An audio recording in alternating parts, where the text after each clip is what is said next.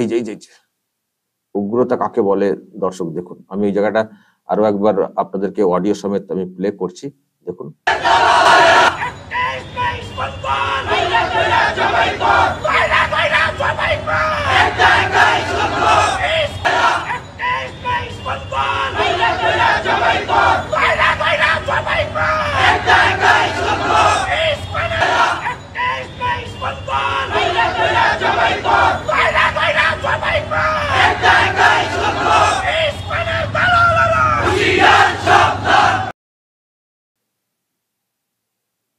উগ্র কারা? উগ্র কাদের কথার মধ্যে কাজের মধ্যে উগ্রতা ধরা পড়ছে?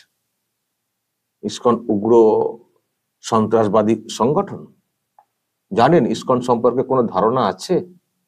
গোটা বিশ্বে ইসকনের নেটওয়ার্ক, গোটা বিশ্বে এত বড় একটা অর্গানাইজেশন খুব কম আছে, মানে এইরকম বড় খুব কম আছে। তাকে বলছেন উগ্র। গোটা বিশ্বে বিভিন্ন প্রান্তে ছড়িয়ে রয়েছে উগ্র সংগঠন। উগ্র সংগঠন থাকলে এতদিনে নিষিদ্ধ হতো না, এতদিনে নিষিদ্ধ হতো না। গোটা বিশ্ব জুড়ে তারা কাজ করে। এই যে বন্যা হয়েছে, আমি দেখছিলাম, ভিডিও এসেছিল আমার কাছে, বন্যাতে প্রচুর মানুষের পাশে এই ইসকন থেকেছে। আর ইসকন এমন একটা নেটওয়ার্ক, গোটা বিশ্ব জুড়ে যেহেতু আছে, তাদের মাধ্যমে অনেকে কাজও করাতে চান, ফলে তাদের কাজের প্রচুর স্কোপ আছে, প্রচুর মানে স্কোপ আছে। বাংলাদেশেও প্রচুর কাজ করে, বলা হচ্ছে উগ্র সন্ত্রাসবাদী সংগঠন। এই কথা আগে শুনিনি কখনো, এই এখন শুনছি এইসব কথাগুলো। ইসকনকে সন্ত্রাসবাদী উগ্র সংগঠন বলা কখনো শুনিনি, কোন দেশে শুনিনি। হঠাৎ করে বলা হচ্ছে এই বাংলাদেশ থেকে উগ্র সংগঠন।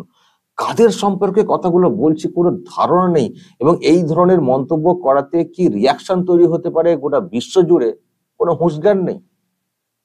আর এদের জন্যই কিন্তু আজকে দেশটা এইরকম চাপে পড়ছে, আরো চাপে পড়বে। ডোনাল্ড ট্রাম্প যে মন্তব্য করেছেন, কেন করেছেন, কি জন্য করেছেন? এমনি এমনি করে দিয়েছেন? একেবারে মন গড়া কথা বলে দিয়েছেন? কোনো ইনপুট না নিয়ে কথা বলে দিয়েছেন? ডোনাল্ড ট্রাম্প যখন ওই রকম একটা পোস্ট করছেন, বুঝতে হবে গোটা বিশ্বের দরবারে বাংলাদেশের সম্পর্কে কি ধারণা তৈরি হয়েছে। কাদের জন্য তৈরি হচ্ছে? এই সব লোকজনদের জন্য। আর এদেরকে যারা কন্ট্রোল করছেন না, তারাই ভুগবেন, যারা দেশ চালান। I am a big fan of Hindu and I am a big fan of India. Let me start by stating right up front that if I'm elected president, the Indian and Hindu community will have a true friend in the White House that I can guarantee you that I can tell you. Generations of Indian and Hindu Americans have strengthened our country and strengthened it like few people could ever even believe. Your values of hard work, education and enterprise have truly enriched our nation. But as we all know, we can't have prosperity without security.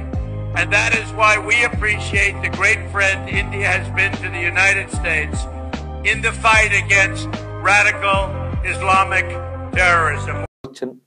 তারা বেশি করে ভুগবেন, তাদের জন্য হচ্ছে, তাদের উস্কানিতে হচ্ছে।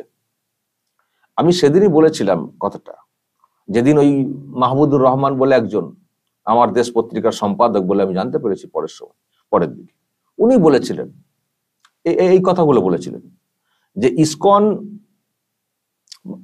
ভারতের রয়ের সংগঠন, মানে এইরকম, এবং সাম্প্রদায়িক এই শব্দ ইউজ করেছিলেন। আমি সেদিনই বলেছিলাম যে এই কথাটা এই ব্যক্তি বলছেন কি করে? এই ধরনের মন্তব্য করলে যে কি হতে পারে সেই ধারণা নেই। প্রথমত ইসকন সম্পর্কে এই ধরনের মন্তব্য এটা করেন কি করে? আর দ্বিতীয়ত, এবার তো টার্গেট হয়ে যাবে ওখানে ইসকনটা, এবার তো এলাকার লোকজন আরো উগ্র হয়ে যাবে। এমনিতেই তো ওখানে একটা সমস্যা, লেলিয়ে দেওয়া, খেপিয়ে দেওয়া, তার উপরে এই ধরনের কথা এই রকম ব্যক্তি বলছেন, এ তো এবার টার্গেট হয়ে যাবে ওখানে ইসকন। মন্দিরে হামলা ইত্যাদি তো আগেই হয়েছে, আরো বেশি করে হবে, আরো উল্টোপাল্টা কথা। তাই হচ্ছে, সাহস বেড়ে গেছে। এখন বলছে জবাই কর, এখন বলছে জবাই কর। ভাবুন, জবাই কর, জবাই হয়েও যাবে, হয়তো করে দেওয়া হতে পারে। যা চলছে, যৌথ বাহিনী যা করেছে, দর্শক আপনারা তো দেখেছেন, আমি তো দেখিয়েছি আগের ভিডিওতে, দেখে নেবেন। আমি এই ভিডিওগুলো বারবার দেখাতে চাইছি না। যারা দেখেনি, আমার আজকের একটা ভিডিও আছে, দেখে নেবেন সকালের ভিডিওটা।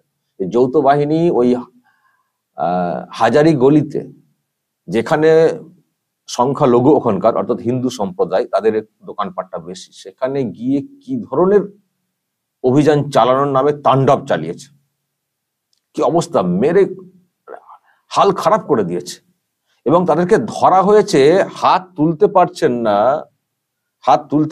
পারছেন না। আমি দেখাবো কি একটু ভিডিওটা, হাত তুলতে পারছেন না, কিন্তু তাদেরকে ধরা হয়েছে, মানে তাদের চিকিৎসার পর্যন্ত ব্যবস্থা করা হয়নি। এই যে অবস্থা সব, মানে হাল খারাপ, কাঁদছেন, মানে চিকিৎসার প্রয়োজন, হাত তুলতে পারছেন না। তাদেরকে মানে মারাত্মক, আমি এগুলো দেখছিলাম, বেশি দেখতেও পারছিলাম না। মানে মারধর করা হয়েছে, গ্রেপ্তার করা হয়েছে, তাদের খাওয়া দাওয়া, চিকিৎসা, যাদের হাসপাতালে রেখে হাত ভেঙে গেছে পরিষ্কার বুঝতে পারা যাচ্ছে, চিকিৎসা পর্যন্ত করানো নেই। এমন একটা সন্ত্রাস চালিয়েছে যৌথ বাহিনী, সেনা এবং ওখানকার পুলিশ। আবার যদি এই রকম চলে স্লোগান, কি হবে আমি জানি না, ওখানকার কি হবে পরিস্থিতি বুঝতে পারছি না। বলা হচ্ছে জবাই কর, কই সেনাবাহিনী তো এদের বিরুদ্ধে অভিযান করছে না? যে এই ধরনের স্লোগান কেন হবে? তো আবার মানে অশান্তি ছড়ানোর জন্য এনাফ এই ধরনের মন্তব্য, এই ধরনের বক্তব্য। ওখানে অভিযান চালানো হয়ে গেল, রাতের বেলাতে গিয়ে মারধর করা হলো। আর যারা এই ধরনের স্লোগান দিয়ে উস্কানি দেওয়ার চেষ্টা করছে, জবাই করার কথা বলছে, তাদের বিরুদ্ধে কেন অভিযান হবে না? কেন অভিযান হবে না? এটা নিরপেক্ষতা, এটা ধর্ম নিরপেক্ষ দেশ, বলা হয় গণতান্ত্রিক দেশ। আমি দেখছিলাম কয়েকজন বলছিলেন, ধর্ম উপদেষ্টা বলে একজন ওখানে আছেন, তার একটা বক্তব্য শুনছিলাম যে এটা হচ্ছে গণতান্ত্রিক দেশ। এই গণতন্ত্র? দর্শক জানি না, মারাত্মক একটা ভিডিও এসছে, মারাত্মক ভিডিও। আমি জানি না এরপরে কি হবে। চট্টগ্রাম এলাকারই দেখতেই পাচ্ছেন, প্রতিবাদ সভা, জুম্মার নামাজ পড়ে আজকে এইসব হয়েছে। এর রেস যে কি হবে যদি শাসক কন্ট্রোল না করে, আর শাসক নিজেই যদি ওই রকম সন্ত্রাস কায়েম করে, তাহলে মুশকিল। আর আমি সেই লোকটাকে বলবো যে আমাকে ফোন করেছিল, আর আপনি বলতে ইচ্ছে করছেন। আমাকে ফোন করে বলা হয়েছিল যে কি স্লোগান শুনিয়েছেন, ওটা সত্য, ওটা তো ফেক, বা এরকম আপনি কি চেক করে দেখেছেন? এরকম বলার চেষ্টা হয়েছে। একটা স্লোগান এসেছিল এরকম, ওই হেফাজতে ইসলামেরই তখন ব্যানার, আমার যেটা মনে পড়ছে, যে দিল্লি দখল করব, দিল্লি এই করব, সেই করব, অমুক তমুক বলা হয়েছিল। ওটা ফেক কিনা জানেন, এরকম চালিয়েছেন বলে আমাকে খুব একটা হুঁশিয়ারি দিয়ে একটা ফোন করা হয়েছিল না, জাস্ট দুদিন আগে। আমি একটা রেকর্ড করেছি, করে আপলোড করেছি। দর্শকদের যারা দেখেননি দেখে নেবেন, আমি তাকে দেখতে বলবো এটাও কি ফেক মনে হচ্ছে? একটা ভিডিও অডিও শুনলে, দেখলে, ব্যানার দেখলে ফেক না অরিজিনাল দেখলে বোঝা যায় না? খুব তো জ্ঞান, এটুকু দেখলে, এই ব্যানার পোস্টার দেখে আর কথা দেখে, কথার মুখের লিপ দেখলে কি মনে হয়? ফেক। ভালোই তো ধরেছেন এখানকার দিদিমণি, যেমন আর কি বলা শুরু করেছেন, যখনই বিরুদ্ধে কিছু ভিডিও আসবে সেটাকে ফেক বলে আবার বলবেন এআই দিয়ে করা হয়েছে। খুব তো মানে ওই রকম টাইপের ধরেছেন। মানে এই ধরনের কিছু, আমি জানি না, কেউ যদি এইরকম মনে করেন যে আমি মুসলিম, মানে আমি মুসলিমের হয়ে গাইবো, যতই অন্যায় হোক যাই হোক আমি গাইবো, যারা মনে করে আমাকে ফোন করেন তারা ভুল করেন। আমি সেদিনই বুঝিয়ে দিয়েছি তাকে, আগে তো মানুষের উপর অত্যাচার হবে, জবাই করার নিদান দেওয়া হবে, আর সেটাকে আমি সাপোর্ট করবো মুসলিম বলে? এটা তো আমার পক্ষে সম্ভব না। সেই জন্য আজকে যেহেতু এই ভিডিও পেয়েছি, এটা আমার দেখে অন্যায় মনে হয়েছে, আবার প্লে করলাম। সেদিনও অন্যায় মনে হয়েছিল, ভিডিওটা প্লে করেছিলাম। এই ভিডিও, এই স্লোগান অন্যায় মনে হয়েছে, এটাও প্লে করলাম। এই জন্যই প্লে করছি, কারণ অনেকেরই দেখারও দরকার আছে। এটা এর জন্য না, অনেকের দেখার দরকার আছে, কারণ ওখানে যা চলছে সেটা বন্ধ করার প্রয়োজন। সেই জন্য যা চলছে ওখানকার এই উগ্র লোকজনগুলো যা করার চেষ্টা করছে, সেগুলো দেখে ব্যবস্থা নেওয়ার প্রয়োজন রয়েছে। এবং আমাদের দেশ ভারতবর্ষ, সেও তো দেখছেন আপনারা, রিয়াক্ট করছে, আরো রিয়াক্ট করা উচিত বলে আমার মনে হয়। আমি চাই এইগুলো দেখুক বা অন্যদেরকে দেখিয়ে যা ব্যবস্থা নেওয়ার নিক, কারণ এই রকম চললে সত্যি কিন্তু জবাই করা শুরু হয়ে যেতে পারে। দর্শক বলবেন, যদি কিছু বলার থাকে অবশ্যই বলবেন কমেন্ট বক্সে। নজর। কৃষ্ণ হরে হরে, হরে রাম রাম রাম হরে হরে। মুখং করতি বাচালং পঙ্গুং লঙ্ঘয়তি গিরিম যৎকৃপাতমহং বন্দে শ্রীগুরুন দীনতারিণম পরমানন্দ মাধবম শ্রী চৈতন্যমীশ্বরম। নমো বিষ্ণুপদায় কৃষ্ণপৃষ্ঠায় ভূতলে শ্রীমতে ভক্তিস্বরূপা দামোদর স্বামিনিতি নামিনে নমস্যদ্ভক্তমনে মুনিপুरोद्भवाय च प्रभुपादलसद्वाणी प्रचारो निरतायते। नमो विष्णुपदाय कृष्णपृष्ठाय भूतले श्रीमते जयपताका स्वामिनिति नामिने नमाचार्य पादाय निताय कृपा प्रदायिने गौरकथा धामदाय नगरग्राम तारिणे। नमो विष्णुपदाय कृष्णपृष्ठाय भूतले श्रीमते भक्ति वेदांत स्वामिनिति नामिने नमस्ते सारस्वती देवी गौरवाणी प्रचारिणे निर्विशेष शून्यवादी पश्चात दशता। हरे कृष्ण। আমরা এক মাস ধরে আর বেশি দিন নেই, আজকে হচ্ছে কত তারিখ? 9। 15 তো শেষ, তাহলে 15 তারিখে এই মাসটা শেষ হচ্ছে। ইংরেজি 15 তারিখ আমাদের বৈষ্ণব মাস, দামোদর মাস। এই মাসটা খুব শুভ মাস। সারা বছর ভক্তরা কিছু করুক আর নাই করুক, এই মাসটাই কিন্তু অনেকেই করে, অনেকেই এটাকে বলে নিয়ম মাস, দামোদর মাস, নিয়ম মাস। হরে কৃষ্ণ।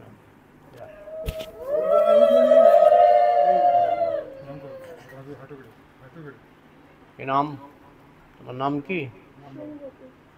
ঠিক আছে, ওকে দেখি মাঝে মধ্যে মন্দিরে। হরে কৃষ্ণ, হরে কৃষ্ণ। বসা। তো নিয়ম মাস, দামোদর মাস, ঊর্জাব্রত। ঊর্জাব্রত অনেক নাম আছে এই মাসের, কারণ এই মাসে ভগবান শ্রীকৃষ্ণ এমন একটি লীলা করেছিলেন, এই লীলাটা হচ্ছে অতুলনীয়। ভগবানের অনেক লীলা আছে, যেমন নরসিংহ লীলা। নরসিংহ লীলায় ভগবান কাকে বধ করেছিলেন? হিরণ্যকশিপুকে। কিন্তু এই লীলাটা আমরা একদিন উদযাপন করি, নৃসিংহ চতুর্দশী। নৃসিংহ চতুর্দশী ভগবান রামচন্দ্র জন্মগ্রহণ করেছিলেন, আমরা একদিন উদযাপন করি, রাম নবমী। কৃষ্ণ জন্মগ্রহণ করেছিলেন, আমরা একদিন উদযাপন করি, জন্মাষ্টমী। কিন্তু মা যশোদা একদিন কৃষ্ণকে এরকম বেঁধেছিলেন, দীপাবলির দিন। একদিন বেঁধেছিলেন দীপাবলির দিন। সেটা আমরা কয়দিন উদযাপন করি? 1 মাস। কারণটা কি? বিনা কারণে তো কিছু হয় না, কারণ আছে। কারণ হলো ভগবানের যত সুনাম, সুনামকে এক কথায় বলে যশ।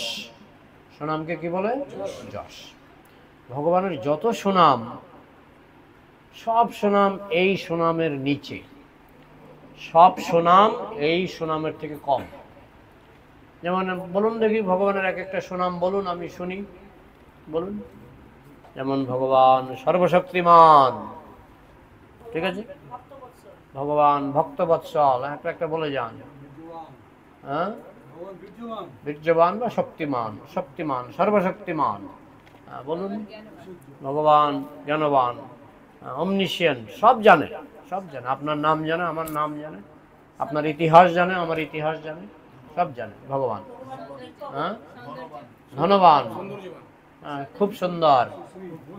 হ্যাঁ, এই যে শুনলাম সব, শুধু মাতাজিরটা একটু কাছাকাছি গেছে, যে ভগবান ভক্তের অধীন, ভগবান ভক্তের অধীন। এখন এই যে এতগুলি যশ বললেন, একটার পর একটা অনেক যশই তো বললেন, কিন্তু ওই যশগুলি বড় নয়।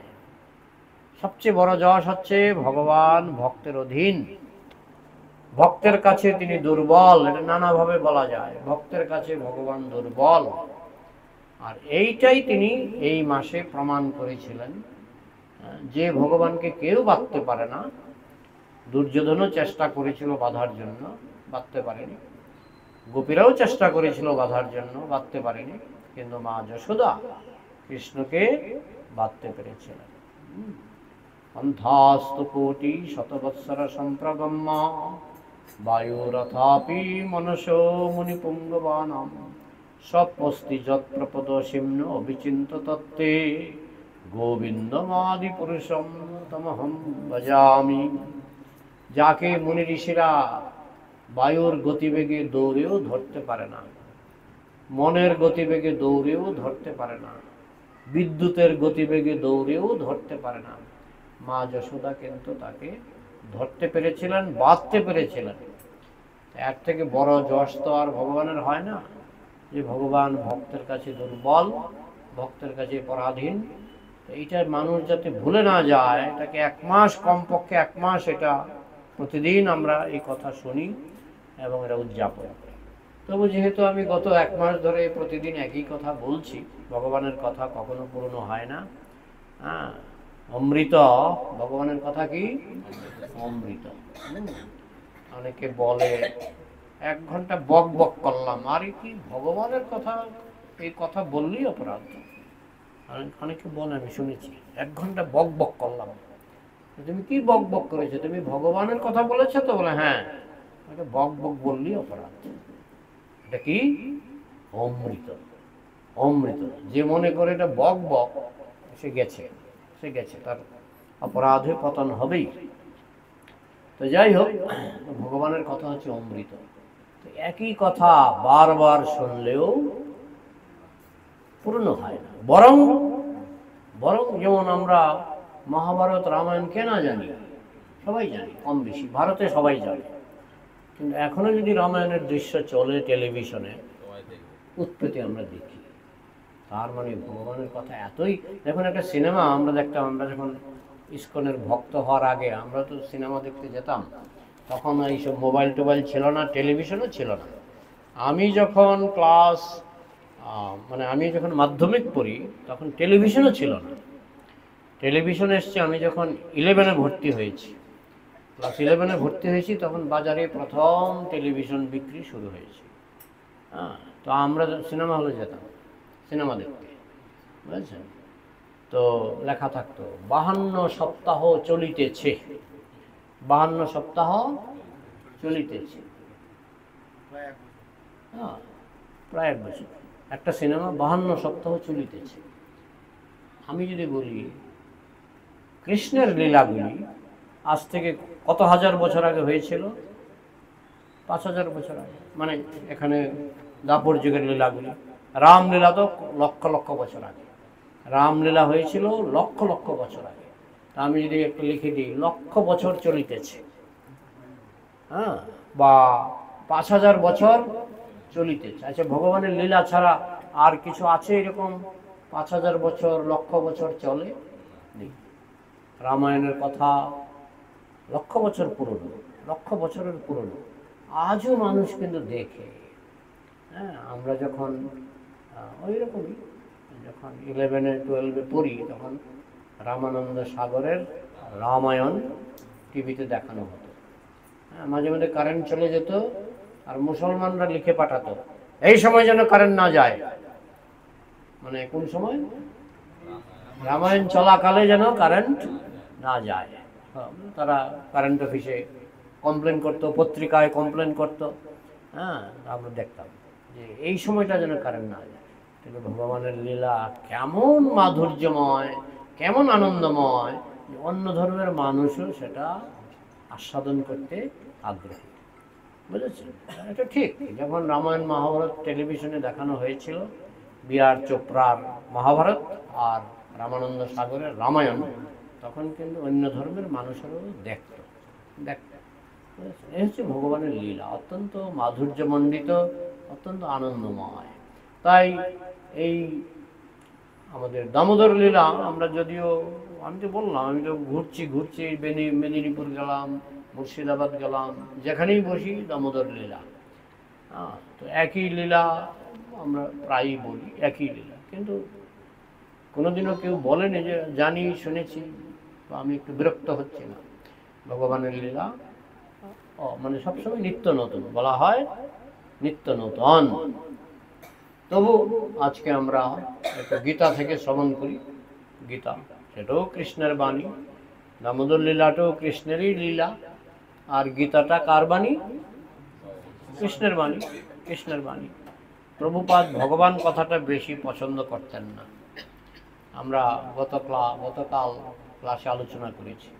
একজন বলছিলেন যে আপনার সংস্থার নাম হচ্ছে ISKCON, international society for Krishna consciousness. সবাই জানেন তো, international society for Krishna consciousness. একজন বিদেশি সাহেব প্রভুপাদকে বললেন নামটা পাল্টান, নাম রাখুন international society for god consciousness, god consciousness.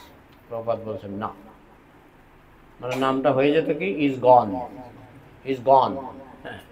আমার তো শুনতেই ভালো লাগে না, ইজ গন।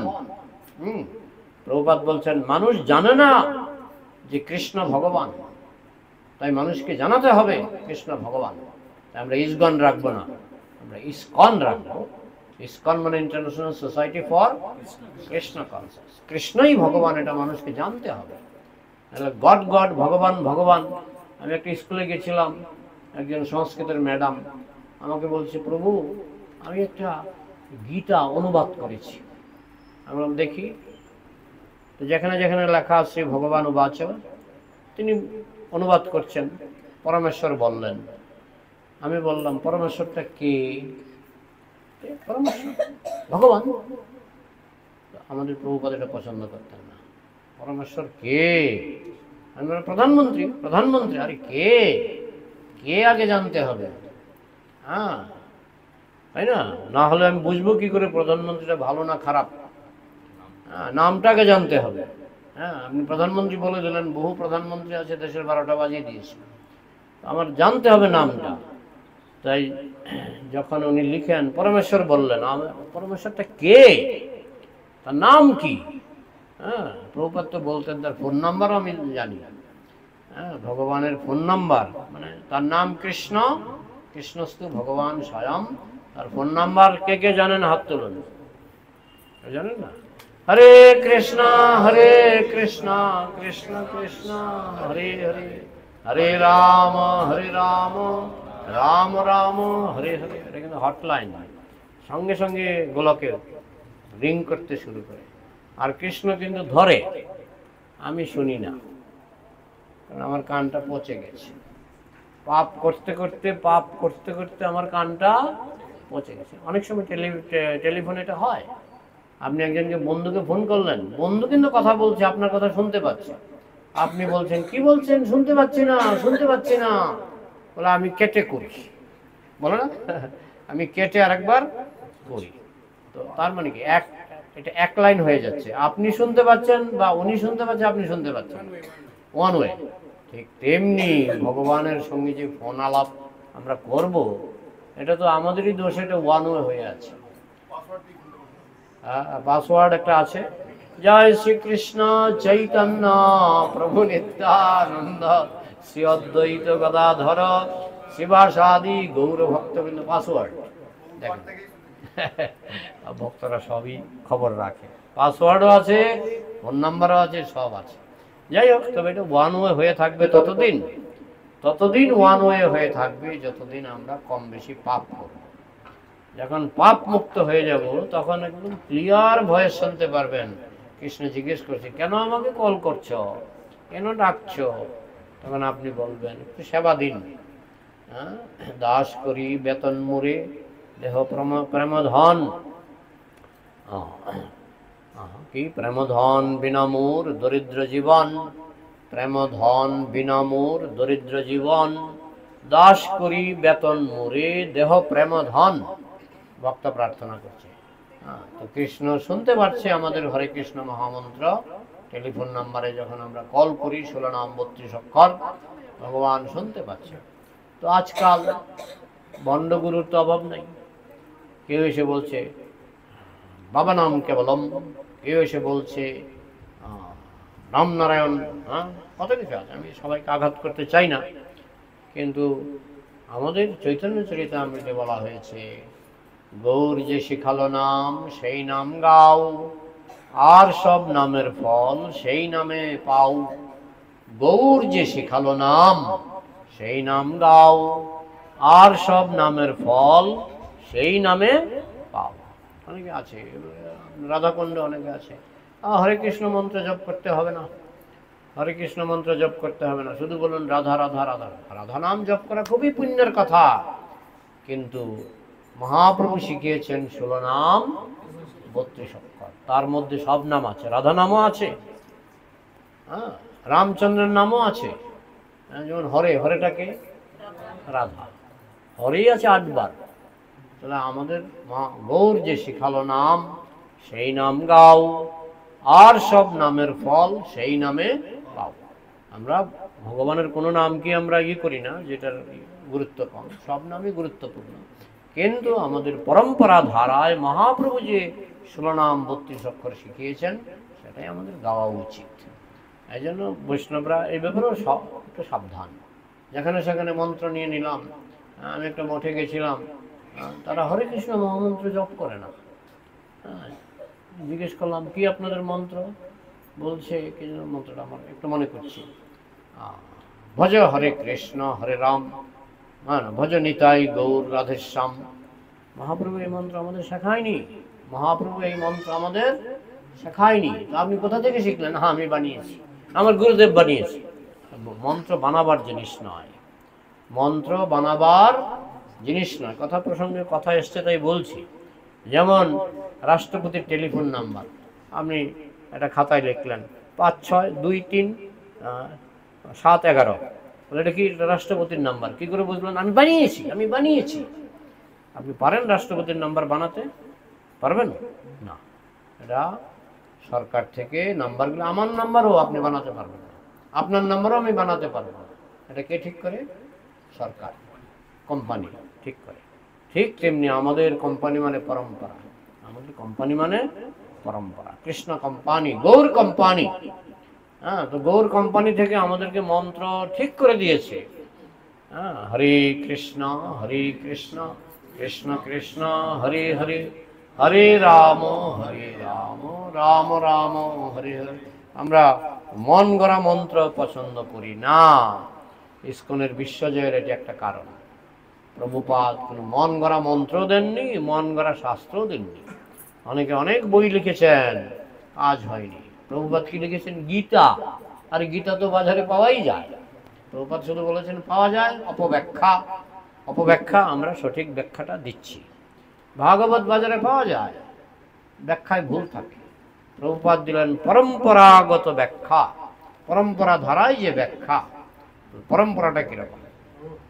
পরম্পরাটা যেমন মনে করেন আপনি এরোপ্লেন চালানো শিখবেন, আপনাকে পরম্পরা ধরতে হবে।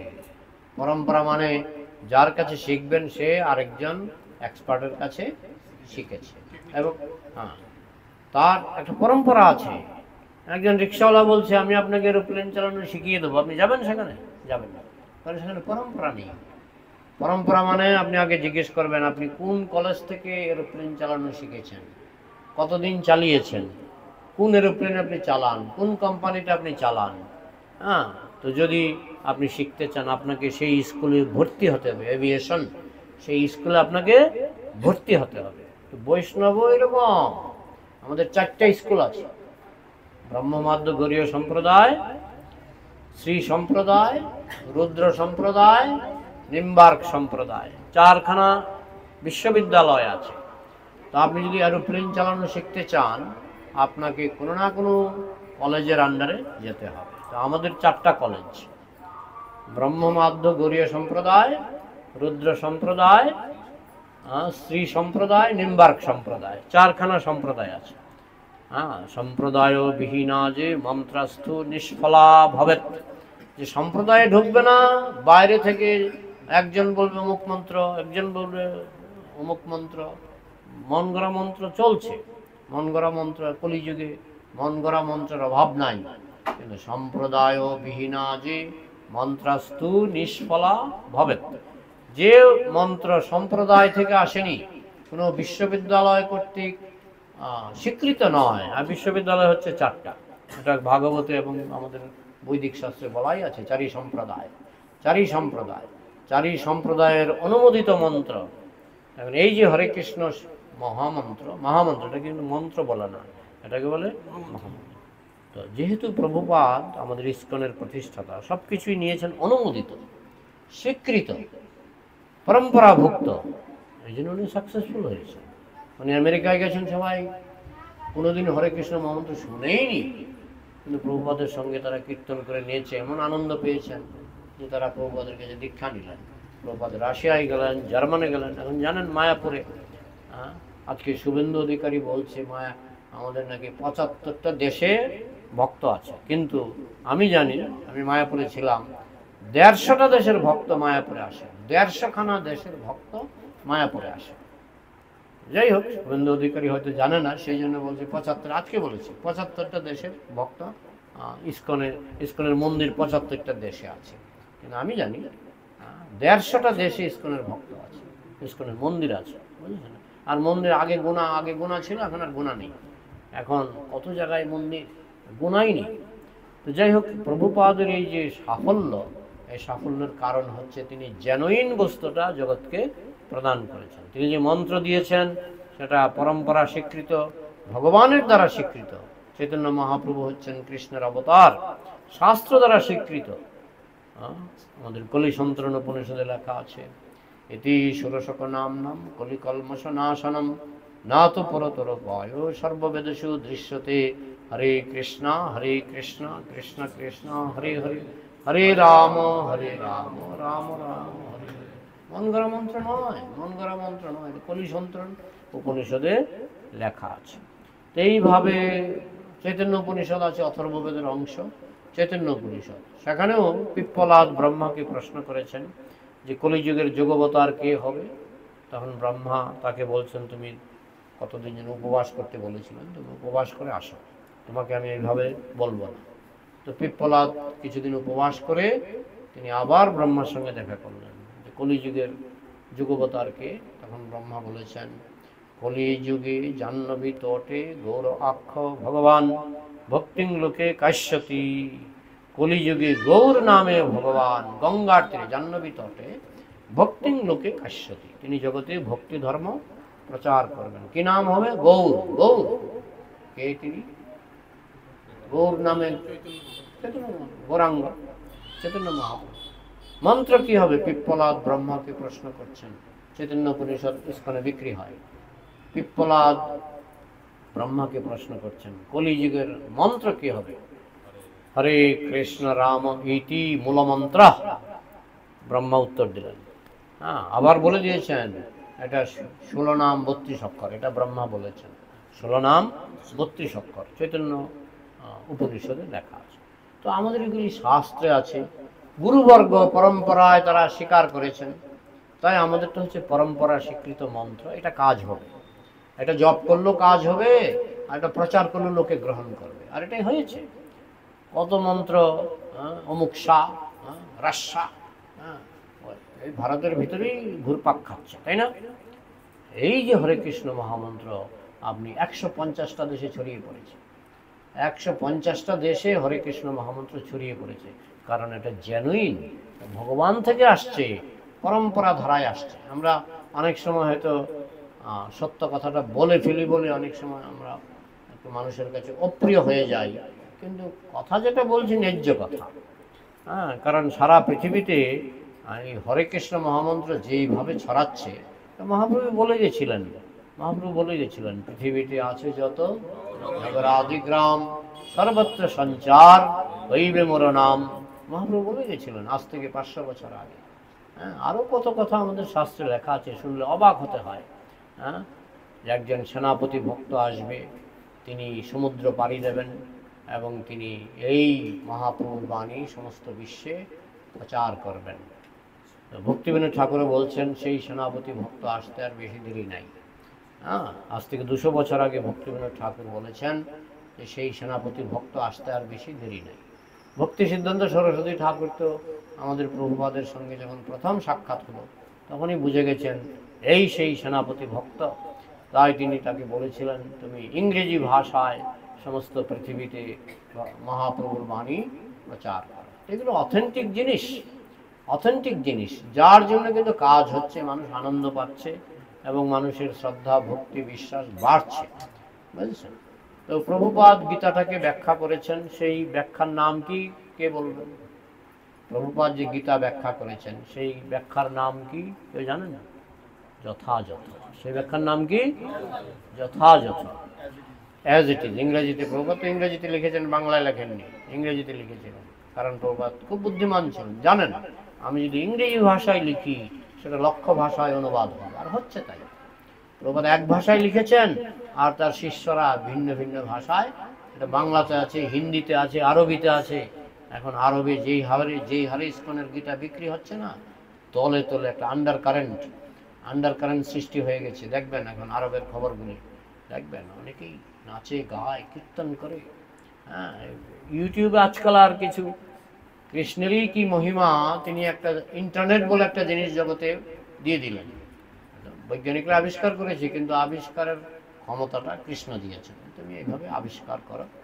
তারা ইন্টারনেট আবিষ্কার করেছে। ইন্টারনেট আবিষ্কার করার পর এখন কিন্তু আর কোনো কিছু লুকানো নাই, কেউ যদি লুকিয়েও কিছু করে, কেমন করে জানি ভিডিও উঠে যায়, তাই না?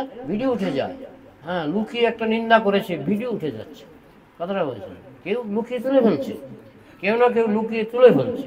হ্যাঁ, তো যেমন কালকেই শুনছি একটা ভিডিও বাংলাদেশ থেকে, যে ইসকনের ভক্তদের ধৈরা জবাই কর। দেখেছেন ভিডিও? দেখেছেন? ধৈরা জবাই মানে কি? গলা কাটো। বাবা, রাশিয়াতে যাবেন ইসকনের সমাদর, চীনে যাবেন ইসকনের সমাদর। হ্যাঁ, লন্ডনের প্রাক্তন প্রধানমন্ত্রী যেভাবে ইসকনের প্রশংসা করে বক্তৃতা দিয়েছেন, সেই বক্তৃতা আমার কাছে আছে। বিভিন্ন দেশের রাষ্ট্রপতি প্রভুপাদকে অভ্যর্থনা জানিয়েছেন প্রভুপাদের জীবদ্দশায়, প্রকটকাল। এবং এখনো সমস্ত পৃথিবীর সমস্ত দেশে ইসকনের সমাদর। একটা মাত্র দেশ যেখানে বলে ধৈরা জবাই কর, আমি তো বলবো এটা ছোট লোকের দেশ, চন্ডালের দেশ। বলবো না? বলতে বাধ্য। সারা পৃথিবী যাকে সম্মান জানাচ্ছে, সারা পৃথিবীতে 150 দেশে যার সম্মান, তুমি বলছো ধৈরা জবাই কর, হ্যাঁ, ধৈরা কাটো। হ্যাঁ, তাহলে কেমন দেশ এটা আবার বুঝবো, আর কেমন এদের ইতিহাস। হ্যাঁ, যাই হোক, এখন ওরা তো গরম ভাতে, একটা সিলেটি প্রবাদ আছে, গরম ভাতে বিলাই বেজার। বিলাই মানে কি জানেন? মেকুর। এটা আমি সিলেটি ভাষা বলছি। মেকুর এদিকে সিলেটি আছে। মেকুর কে জানে? মেকুর বিড়াল। মেকুর কি? বিড়াল। কে বলে? সিলেটিরা কিন্তু বিড়ালকে বিড়াল বলে না, কি বলে? মেকুর। গরম ভাতে মেকুর বেজার, মানে গরম ভাত যদি বিড়ালকে দেন না, মানে তার এটা পছন্দ না। তো আমরা অনেক সময় ইসকনের ভক্তরা আমরা অনেক সময় একটু গরম ভাত দিয়ে ফেলি। হ্যাঁ, গরম ভাত দিয়ে ফেলি। তারপরে এই মেকুরগুলি একটু বেজার হবেই। বেজার মানে অসন্তুষ্ট হয়, গরম ভাত তো খেতে পারে না, টাচই করতে পারে না। হ্যাঁ, আপনি একেবারে ওদের সবচেয়ে প্রিয় মাছ ভাত, তো আপনি একেবারে গরম দিলেও সে মুখটা নিয়ে লাগে, ও বাবা বেশি গরম। হ্যাঁ, গরম ভাতে মেকুর বেজার। তো এই জন্য আমরা অনেক সময় সত্য কথাগুলি বলে ফেলি। কিন্তু যারা সমঝদার, আমি বলবো না যে মুসলমানরা খারাপ। আমাদের কি নাম, একজন মহারাজ বাংলাদেশে বহু বছর প্রচার করেছেন। উনি বলছেন অধিকাংশ মুসলমান শান্তিপ্রিয়। এই 2-4টা আছে মেকুর, বুঝেছেন? এই 2-4টা আছে এরকম, এরা বলে জবাই কর, ধৈরা জবাই কর। কিন্তু আমরা তো প্রভুপাদের চোখে দেখি, এতে ইসকনের উপকার ছাড়া অপকার হবে না। আমরা যত জায়গায় দেখেছি সব জায়গাতেই উপকারই হয়েছে, অপকার হয়নি। কত জায়গায় ইসকনের বিরুদ্ধে শত্রু লেগেছিল, উপকারই হয়েছে, অপকার হয়নি। যে বরং যত শত্রু যত বেশি লেগেছে, উপকার তত বেশি হয়েছে। হ্যাঁ, যেমন আমাদের বম্বে মন্দিরে শত্রু লেগেছিল, জানেন তো? বম্বে মন্দির করতে কোটি টাকা খরচ হয়েছে। হ্যাঁ, তো কোটি টাকা কেউ দিচ্ছিল না। একবার কিছু লোক মন্দিরটাকে ভাঙলো, মানে তখন ছিল টিনের শেড, মন্দিরটা ছিল টিনের শেড। যখন ভাঙলো, সমস্ত পত্রিকায় খবর বেরোলো যে হিন্দুর দেশে হিন্দু মন্দির ভেঙে ফেলছে। হ্যাঁ, তখন বিশ্ব হিন্দু পরিষদের সভাপতি বম্বেতে, কি বাল ঠাকরে নাম শুনেছেন? বাল ঠাকরে ফোন করলেন, বিশ্ব হিন্দু পরিষদের সভাপতি, তখন মিউনিসিপ্যালিটির চেয়ারম্যান, কে বলছেন? আমি বাল ঠাকরে বলছি। এই শুনলাম আমাদের হিন্দুর দেশে হিন্দু মন্দির ভাঙা হচ্ছে, যাও গিয়ে এক্ষুনি আটকাও, না হলে তোমার চাকরি জন্মের মতো শেষ হবে, তোমার প্রাণ থাকবে কিনা সন্দেহ। সঙ্গে সঙ্গে চেয়ারম্যান তার অধীনস্থ যত কর্মচারী আছে, যে এক্ষুনি তাড়াতাড়ি গাড়ি নিয়ে যাও, মন্দির ভাঙা বন্ধ করা। সঙ্গে সঙ্গে সিনেমাটা আছে, সিনেমাটা দেখা যায়। সঙ্গে সঙ্গে গাড়ি নিয়ে গিয়ে বলছে এই ভাঙা বন্ধ করা। বাল ঠাকরে ধমক দিয়েছে ভাঙা বন্ধ করা। পরের দিন পত্রিকায় শুধু একটাই খবর যে আমাদের সনাতন ধর্মের দেশে সনাতন ধর্মের মানুষেরা সনাতন ধর্মের মন্দির ভেঙে ফেলছে। এই কথা শুনে তখন সেখানে বম্বেতে যত বড় বড় ব্যবসায়ী ছিলেন, তারা সবাই প্রভুপাদের সঙ্গে দেখা করলেন। এটা তো একটা বিরাট খবর, আমাদের দেশে আমাদের মন্দির ভেঙে ফেলছে। না, আমি টাকা দিচ্ছি, আপনি বানান মন্দির, আমি টাকা দিচ্ছি, বানান মন্দির। এই করে করে সেখানকার যত ধনকুবের, মানে কি বলে, বিজনেস ম্যাগনেট বম্বেতে, এক একজন 10 কোটি 5 কোটি করে ছাড়ছে। প্রভুপাদ বললেন, দেখো কৃষ্ণ যেটা করে ভালোর জন্যই করে। গন্ডগোলটা যদি না হতো, এই মন্দির ভাঙাভাঙি যদি না হতো, তাহলে এই কোটি কোটি টাকা আসতো না। হ্যাঁ, এই টিনের শেডই অনেকদিন থাকতো। হ্যাঁ, তো কৃষ্ণ কি করে, একটা চালাকি করে একটা গন্ডগোল পাকিয়ে দেয়। গন্ডগোল পাকিয়ে দিয়ে, যেমন আমাদের মণিপুরে সরকারি সিকিউরিটি ছিল না, তো কিছু উগ্রপন্থী, ওরা একটা অন্য ধর্মের মানুষ, এসে 6টা বোমা ফেলেছে।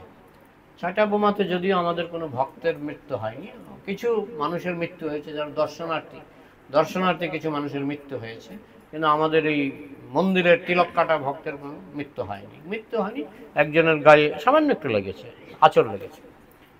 এর পরের দিন থেকে কি আন্দোলন মণিপুরে, কি আন্দোলন, এবং সেই আন্দোলনের ফলে সরকার বাধ্য হয়ে মন্দিরের ভিতরে থানা বসিয়ে দিল। এখন আপনি যদি মণিপুর মন্দিরে যান, সবসময় মন্দিরের ভিতরে থানা, আর এটা দরকার ছিল। কারণ কিছুদিন আগেও মন্দিরে যে ঝামেলা হয়ে গেল না, উপজাতি আর এর মধ্যে, কি বলে, মাইতি আর তারা দুটো দল, বিশাল ঝামেলা হয়ে গেছে। কিন্তু আমাদের মন্দিরে যেহেতু থানা আছে, বাইরে আগুন টাগুন দিয়ে পুড়িয়ে টুড়িয়ে একেবারে ছারখার করে দিচ্ছে, কিন্তু আমাদের মন্দিরে থানা আছে, সরকারি থানা। তাহলে কৃষ্ণ যখন কিছু একটা অঘটন ঘটায়, তখন তার পেছনে উপকারটাই বেশি। পাণ্ডবরা 12 বছর বনবাসে থাকুক আর যাই থাকুক, তারাই তো রাজা হলো লাস্টে। দুর্যোধন তো সবংশ ধ্বংস হলো। তো এইরকম সব জায়গাতেই, মায়াপুরে থানা ছিল না, জানেন তো, মায়াপুরে থানা ছিল না। হ্যাঁ, 30 জন ডাকাত অন্য ধর্মের মানুষ একেবারে বোমা, পিস্তল, বন্দুক নিয়ে আমাদের মায়াপুর আক্রমণ করলো। এটা ছিল 1980 সাল। হ্যাঁ, একটা ভক্ত মারতে পারলো না, একটা ভক্ত মরেনি। হ্যাঁ, একটা ঘটনা ঘটেছিল, আমি বলবো। কিন্তু আমাদের ভক্তরা গুলি করে 4 জনকে গুলি করেছে।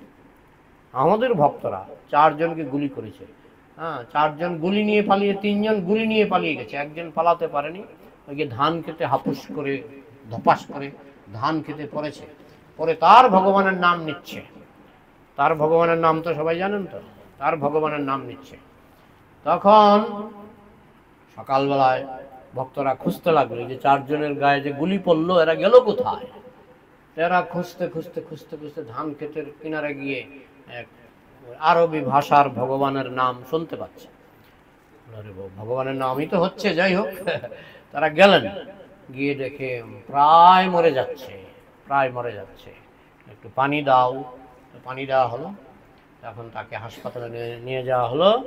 হাসপাতালে মৃত্যুর আগে সে সব বলে গেছে যে আমরা এসেছি বাংলাদেশ থেকে, মুর্শিদাবাদ হয়ে আমরা 30 জন এসেছিলাম, কার বাড়ি কোথায় সব বলে দিয়ে মরে গেছে, সব বলে দিয়ে মরে গেছে।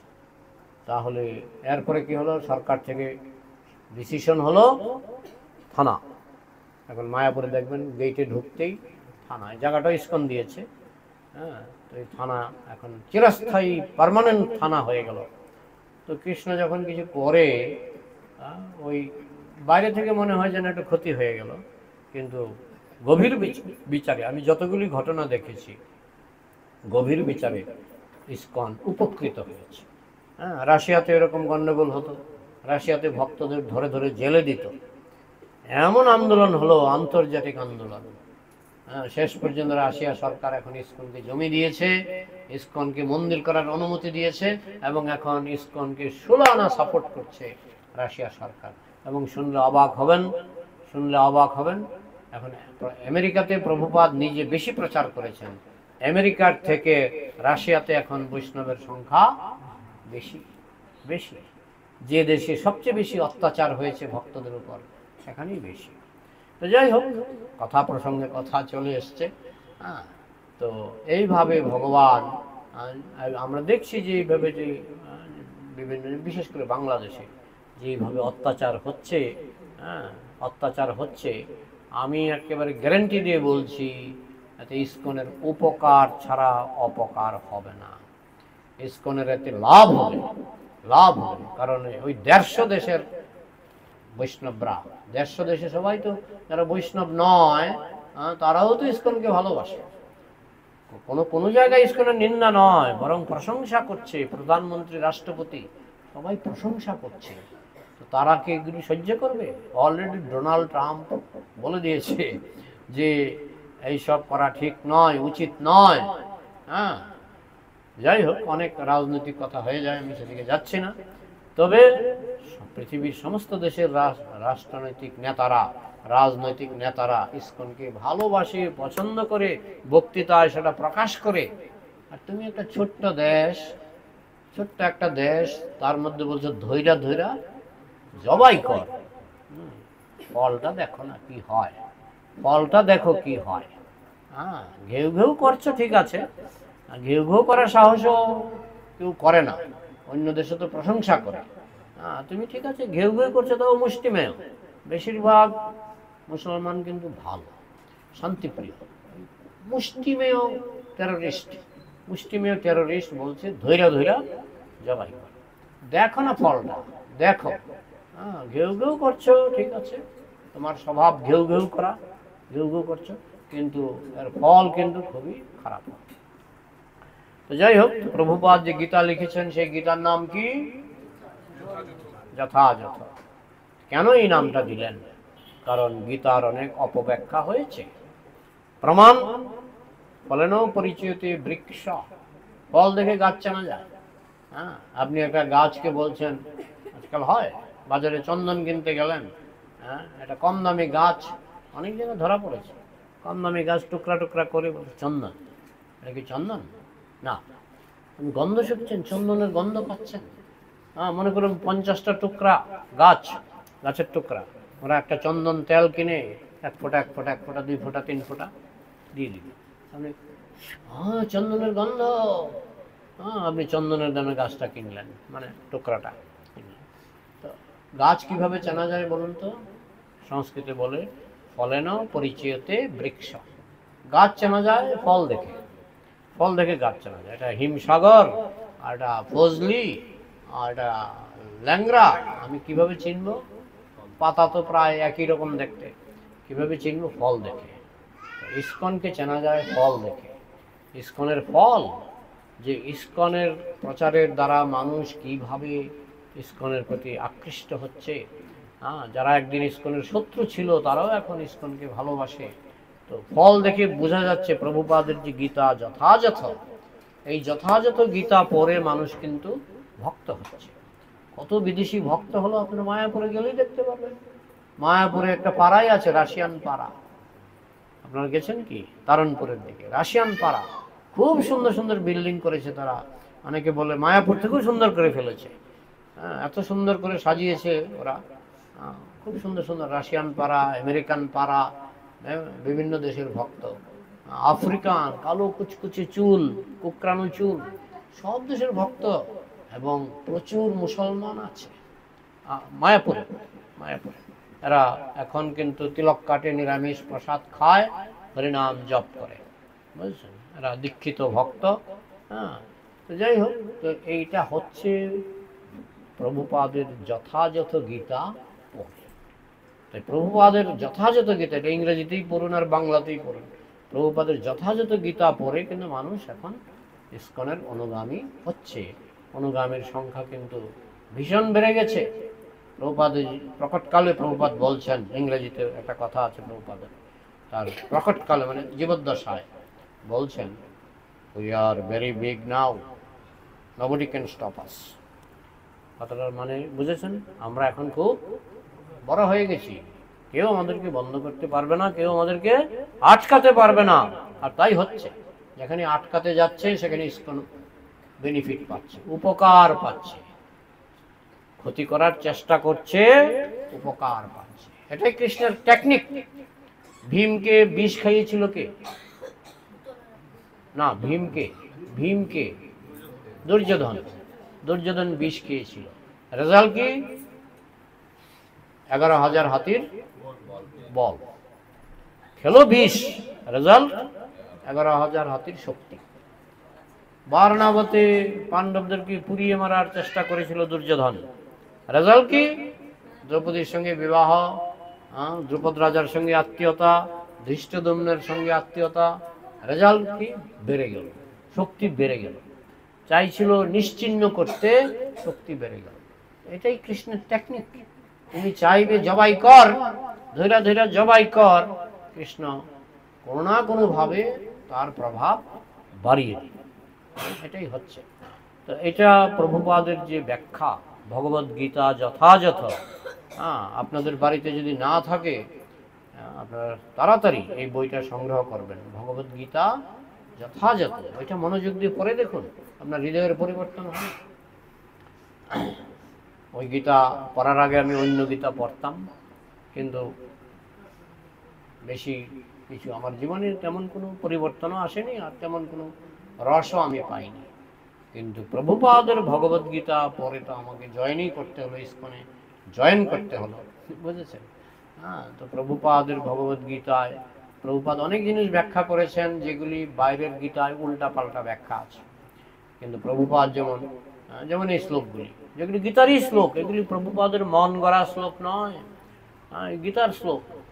কামস্তৈস্তৈরিতজ্ঞেন প্রপদ্যন্তে অন্য দেবতা তং তং নিয়মমস্থায় প্রকৃতা নিয়তাশয়া। কামস্তৈস্তৈরিতজ্ঞেন, কামই মানে কি? কামনার দ্বারা। যারা সংস্কৃত মিনিমাম জ্ঞান আছে, ওই কারটা হচ্ছে তৃতীয়া বিভক্তি, দ্বারা। দ্বারা নরই মানে কি?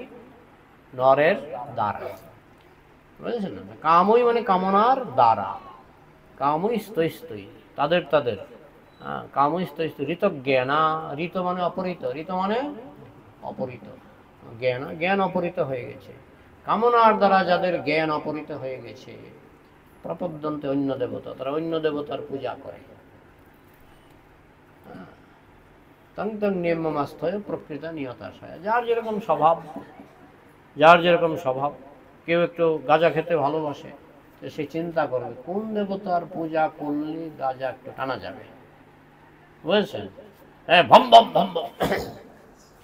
বুঝতে পারছেন তো? আমি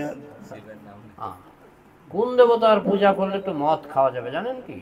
জানেন? কে বলুন তো? মা কালীর থেকেও চণ্ডী।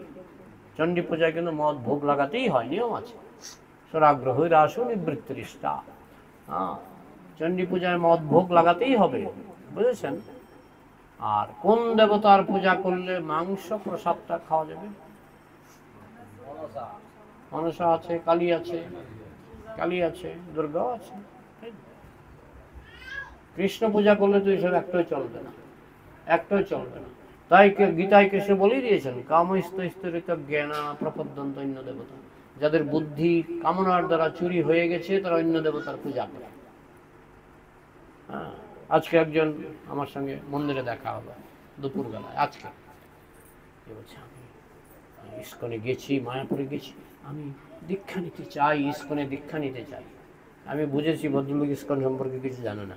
আমি বললাম, ইস্কনে দীক্ষা নিলে আপনি চা খেতে পারবেন না, কফি খেতে পারবেন না, মাছ খেতে পারবেন না, পেঁয়াজ রসুন খেতে পারবেন না, অনেক কথা বলে দিলাম।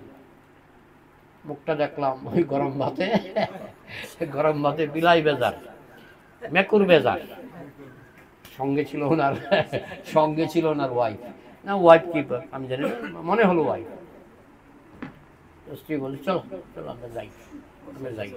হ্যাঁ, তো আমি বুঝতে পেরেছি যে বোধহয় প্রথম দিনে এত বড় ডোজ দেওয়া উচিত হয়নি। কিন্তু ইসকন প্রভুপাদকে বলেছিলেন, একজন আমেরিকায়, প্রভুপাদ এইসব বলবেন না, মাছ খেতে পারবে না, মাংস খেতে পারবে, এসব বলবেন না, আপনি শুধু দীক্ষা দিয়ে যান, তাহলে আপনার কোটি কোটি শিষ্য হবে।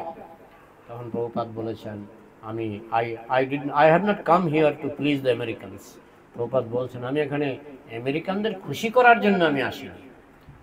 তো প্রভুপাদ একেবারে স্ট্রেট ফরওয়ার্ড যা বলেছেন, তাতেই আমরা অবাক হয়ে যাচ্ছি, তাতেই সারা পৃথিবীতে এত সারা।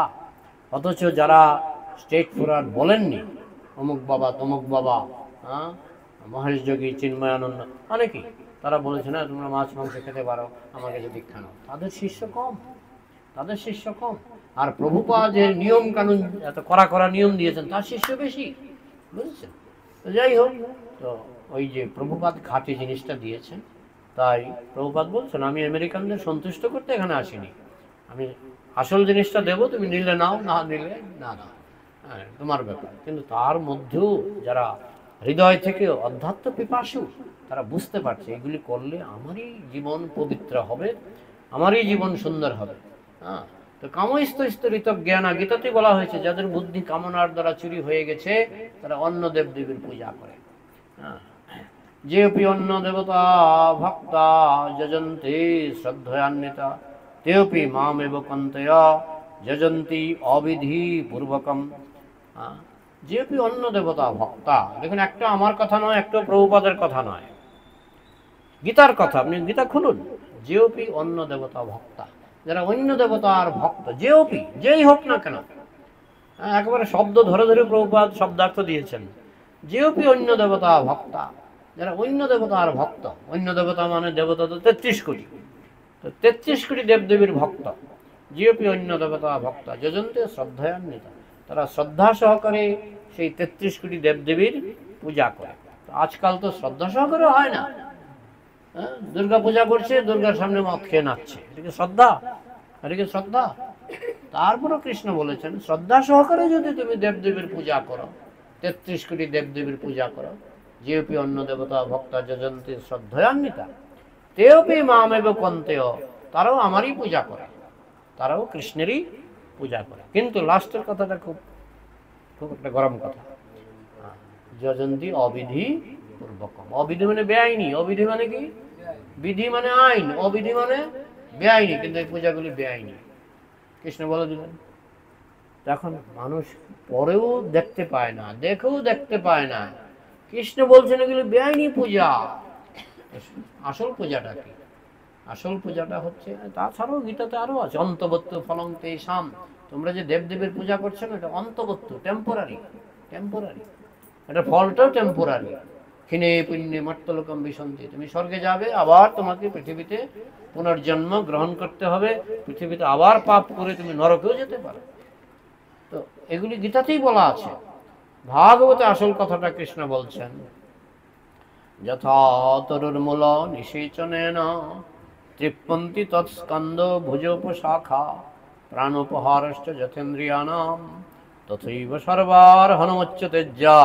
কৃষ্ণ বলছেন ভাগবত। এই জন্য ভাগবতকে বলা হয়, গীতাকে বলা হয় মাধ্যমিক স্তর, ভাগবতকে বলা হয় কলেজ লেভেল, আর চৈতন্য চরিতামৃতকে বলা হয় পিএইচডি লেভেল। তো ভাগবতে কৃষ্ণ বলছেন, গাছের গোড়ায় জল দিলে ডালপালায় জল দিতে হবে না। ঠিক তেমনি তুমি যদি কৃষ্ণ পূজা করো, তোমাকে আর দেবদেবীর 33 কোটি দেবদেবীর পূজা করতে হবে না। যথা তরুর্মূল নিষেচনেন তৃপ্পন্তি তৎস্কন্দ ভুজ উপশাখা, গাছের গোড়ায় জল দিলে তার ডালপালা সব পাতা থেকে শুরু করে সব পুষ্ট হয়। ঠিক তেমনি পাকস্থলীতে খাবার দিলে আমার চোখের আর আলাদা করে খাবার দেওয়ার দরকার নেই, কানকে আলাদা করে খাবার দেওয়া দরকার নেই। আমি একটা রসগোল্লা নিয়ে চোখের ভিতরে ঠেলে দিলাম, চোখের কি পুষ্টি হবে না অপুষ্টি হবে? অপুষ্টি। কোথায় দিতে হবে? মুখে দিয়ে পাকস্থলী। তো জগতের পাকস্থলী হচ্ছেন কৃষ্ণ। কৃষ্ণকে যদি ভোগ নিবেদন করেন 33 কোটি দেবদেবী পেয়ে যাচ্ছে, বুঝেছেন? আর যদি আলাদা আলাদা করেন 33 কোটি নকুল দানা, 33 কোটি বাতাসা, 33 কোটি ফুল, 33 কোটি ধূপকাঠি, আপনার প্রাণ যাবে, প্রাণ যাবে, প্রাণ যাবে। তাই আমাদের বৈষ্ণব সিদ্ধান্ত হলো গাছের গোড়ায় জল দাও, পাকস্থলীতে খাবার দাও। জগতের পাকস্থলী হচ্ছেন কৃষ্ণ, তাকে ভোগ নিবেদন করো, তাহলে 33 কোটি দেবদেবী সন্তুষ্ট হবে। যস্মিন তুষ্টে জগৎ তুষ্ট। একটা আমার কথা নয়, কিন্তু কামনার বশবর্তী হয়ে মানুষ এগুলি বুঝতে পারে না, নানান দিকে ধাবিত হয়। যাই হোক, এখানে আলোচনা রাখবো। আপনাদের যদি কোনো প্রশ্ন থাকে নিঃসংকোচে প্রশ্ন করতে পারেন। আর এই মাসটা যেহেতু দামোদর মাস, এই মাসে দামোদরকে প্রদীপ দেখালে 1000 গুণ ফল হয়, ভাগবত কথা শুনলে 1000 গুণ ফল হয়। হ্যাঁ, তো আপনারা ভাগ্যবান যে এই মাসে আজকে একটা অনুষ্ঠান করছেন। তবে প্রশ্ন থাকলে নিঃসংকোচে, হ্যাঁ, আমরা কখনো ঘুমটা দিয়ে কথা বলবো না। হ্যাঁ, ওই বাইরে চলে যাওয়ার পর আরে প্রভু বলেছে বলেছে, ওইসব নয়। সামনাসামনি প্রশ্ন করবেন, সামনাসামনি উত্তর পাবেন।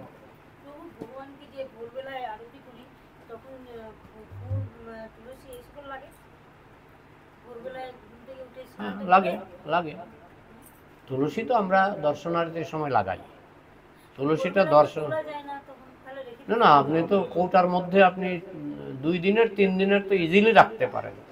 কৌটার মধ্যে তুলসী 2-3 দিনের তুলসী ইজিলি আপনি রাখতে পারেন। হ্যাঁ হ্যাঁ, ভোরবেলায় চরণে দেওয়ার দরকার নেই। ভোরবেলায় শুধু ভোগের উপরে দেবেন, আর দর্শনারতির সময় চরণে দেবেন। কৃষ্ণের চরণে, অন্যের চরণে নয়। অন্যের চরণে নয়, অনেকে গুরুর চরণে দেয়, নিষেধ আছে শাস্ত্রে, নিষেধ আছে। হ্যাঁ, কৃষ্ণের চরণে তুলসী পাতা দর্শনারতির সময় দেবেন। মায়াপুরের প্রোগ্রামটা আজকাল মোবাইলে, মায়াপুরের দর্শনার্থী মোটামুটি 7টায় শুরু হয়, না 7টায় শুরু হয়, পাঠ শুরু হয় 8টায়। মায়াপুর স্টাইলে যতটুকু পারেন করবেন, ঠিক আছে? আর কোনো প্রশ্ন? বলুন বলুন। হ্যাঁ বলুন। হ্যাঁ, মানুষের এখন অনেক ঐশ্বর্য, অনেক কিছু অনেক ভগবতের কত ঐশ্বর্য চলছে, কেন মানুষের মনে এখন প্রচণ্ড অশান্তি, মানে ঠিক আনন্দটা ঠিক পাচ্ছে না, মনের মধ্যে একটা দ্বন্দ্ব কাজ করছে। সমাজে এই জন্যে মানুষের পারস্পরিক একটা সম্পর্ক নষ্ট হচ্ছে, সামাজিক অবক্ষয় হচ্ছে। হ্যাঁ, এই সমাজে নারীদের প্রতি একটা যে অসম্মান চলছে, এগুলো থেকে মানুষ কী করে বেরোবে? সংসারের থেকে এত জ্বালা যন্ত্রণা থেকেও মানুষ কিন্তু এই সঠিক পথটাকে কিন্তু বুঝতে পারছে না। বুঝতে পারছি আপনার প্রশ্ন। এই যে ফ্যানটা ঘুরছে, এই ফ্যানটার সঙ্গে পাওয়ার হাউসের কি আছে? যোগাযোগ আছে, পাওয়ার হাউসের লিঙ্ক আছে। এমনকি আমার যে ল্যাপটপ চলছে ওই প্রায় শেষ গো, আর অল্প একটু আছে। যাই হোক, এটা আমার প্লাগের সঙ্গে প্লাগ পয়েন্ট লাগিয়ে আমি এটা চার্জ করেছি। তো আমাদের প্লাগ পয়েন্ট কোথায়, এটা মানুষ হারিয়ে ফেলেছে। প্লাগ পয়েন্টটা কোথায়? সেটা হচ্ছে কৃষ্ণ। আমাদের চার্জ করতে হবে কৃষ্ণ থেকে। কৃষ্ণকে বলা হয় আনন্দময় ভাষাত, আনন্দময়। কৃষ্ণ হচ্ছেন আনন্দময়। আমরা যদি কৃষ্ণের সঙ্গে লিঙ্ক রাখি, তাহলে আনন্দের ধারা আমাদের মধ্যেও আসবে। এটা কীর্তনের মাধ্যমে লিঙ্ক রাখা যায়, জপের মাধ্যমে লিঙ্ক রাখা যায়, তারপরে পাঠের মাধ্যমে লিঙ্ক রাখা যায়। গ্রন্থ পাঠ নিজেও পড়তে পারেন, পরে পরে ইস্কনের গ্রন্থগুলি পড়লেন, তখন আনন্দময়ের সঙ্গে আমরা লিঙ্ক হয়ে যাবে।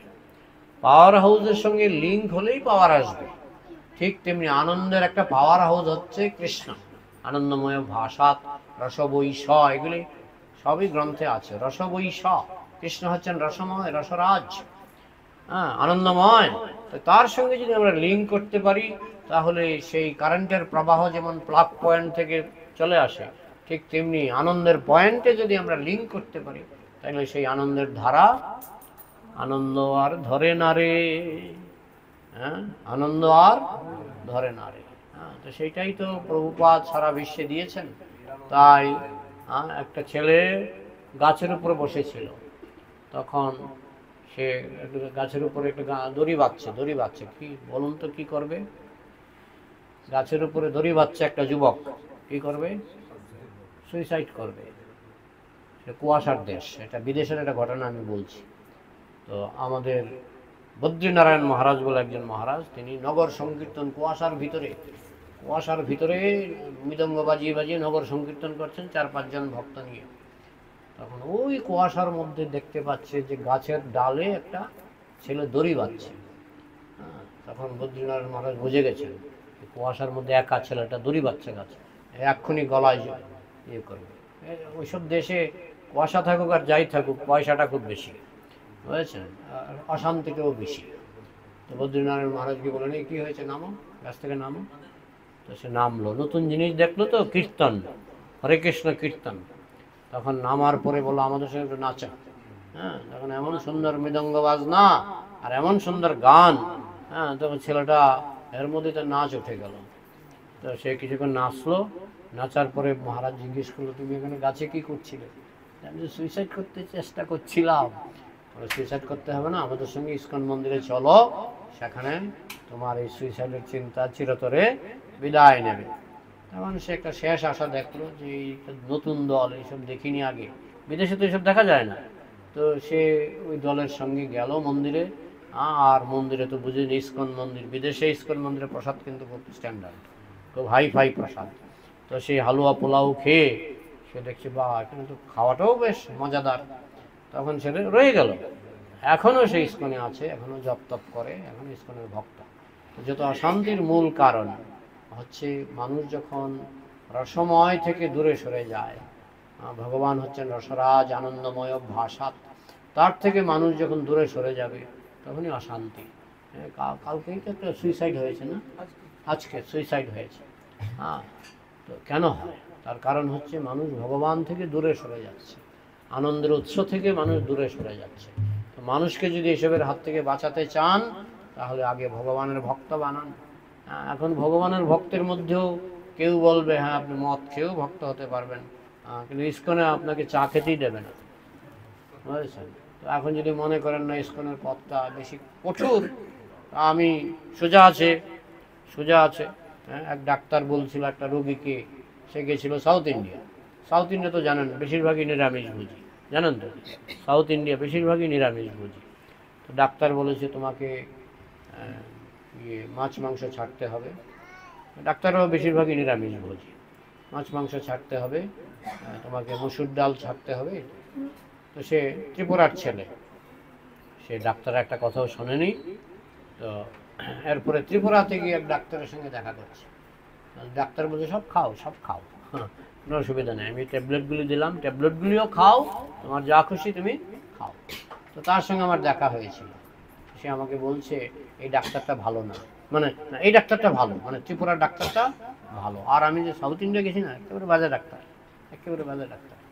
তো এখন আপনি যদি ভালো ডাক্তার চিনতে পারেন, তাহলে ইস্কনের নিয়মগুলি পালন করবেন, 16 মালা জপ করবেন, দেখবেন জীবন আনন্দময় হয়ে উঠবে। আর যদি আপনি মনে করেন ওই যে রোগীর মতো, ওই ডাক্তারটা খারাপ, ওই ডাক্তারটা ভালো, আপনার কমেন্টের উপর নয়, যেটা সত্য সেটা ওই সাউথ ইন্ডিয়ার ডাক্তার ঠিকই বলেছিল। দেখবেন তো হাসপাতালের ভিড়, আমাদের মায়াপুরে একটা ছোট্ট হাসপাতাল আছে, বেশিরভাগই কলকাতার লোক গিয়ে দাঁড়িয়ে থাকে লাইন ধরে, ভক্তরা খুব কম যায়, কারণ এদের এত সহজে রোগ ব্যাধি হয় না, বুঝেছেন। আর বাইরের লোকেরা মাছ মাংস খেয়ে অল্প বয়সে কিডনিটা দেয় শেষ করে, বুঝেছেন। তো যার ফলে তাদের হাসপাতালে দৌড়াদৌড়িটাও বেশি করে। হ্যাঁ, বলতে পারেন যে ভক্তদের তো হয়, হ্যাঁ, এখন কার কোন জন্মে কি পাপ ছিল, কিন্তু এভারেজ যদি বিচার করেন আপনার সাত্ত্বিক জীবন আপনাকে সুস্থ রাখবে। সাত্ত্বিক জীবন হচ্ছে ভক্তিময় জীবন। আমি আর বেশি সময় নেব না, কারণ এখন নমামি সরাংশ দামোদর কীর্তন হবে। হ্যাঁ, তো দামোদর কীর্তনে আপনারা অংশগ্রহণ করুন, সবাই প্রদীপ দেখান। এখন তাহলে রাখছি। জয় শ্রীল প্রভুপাদ কি, সমবেত বৈষ্ণব ভক্তবৃন্দ কি, দামোদর ব্রত কি।